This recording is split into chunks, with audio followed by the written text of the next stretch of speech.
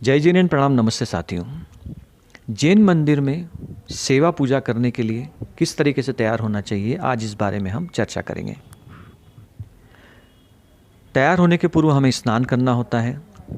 स्नान पूर्व दिशा की ओर मुख करके बैठकर और मर्यादित मात्रा में अर्थात कम से कम मात्रा में पानी का उपयोग करते हुए करना चाहिए।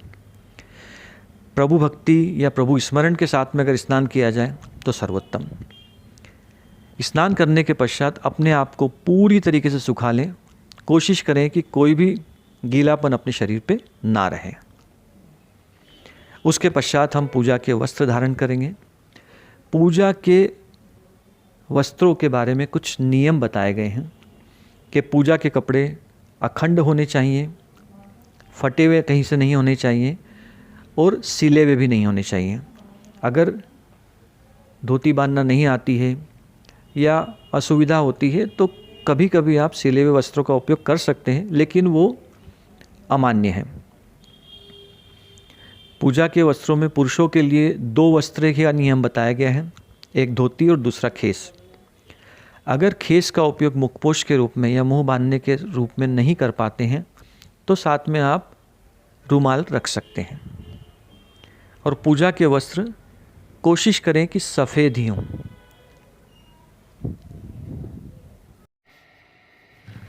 आइए धोती बांधने का सबसे सरल तरीका सीखते हैं। सर्वप्रथम धोती को 2 हिस्सों में विभाजित कर लीजिए और कमर की तरफ से लपेटते हुए एक हिस्सा उल्टे हाथ पर और एक हिस्सा सीधे हाथ में कुछ इस तरीके से पकड़ लेना होता है।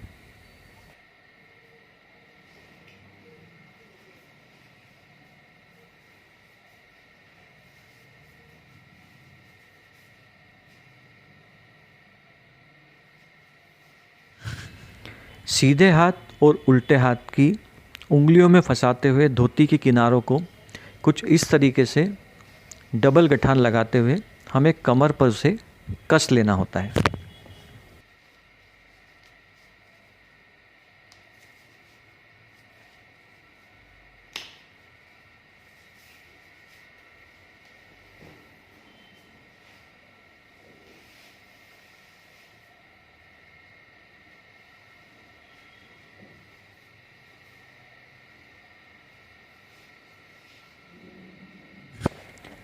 धोती का जो हिस्सा उल्टे हाथ पे हमने रखा हुआ है उसके आखिरी छोर को पकड़ते हुए पूरी किनार की हमें पटलियाँ बनानी होती है।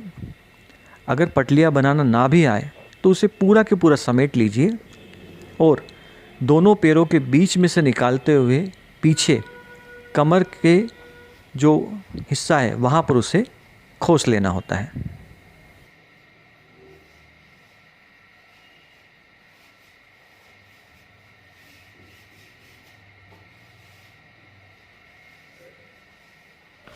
धोती के सीधे हाथ वाले हिस्से को इस तरीके से पटलियाँ बनाते हुए इकट्ठा करना होता है और उसके बाद नाभि वाले हिस्से में इसे खोस लेना चाहिए।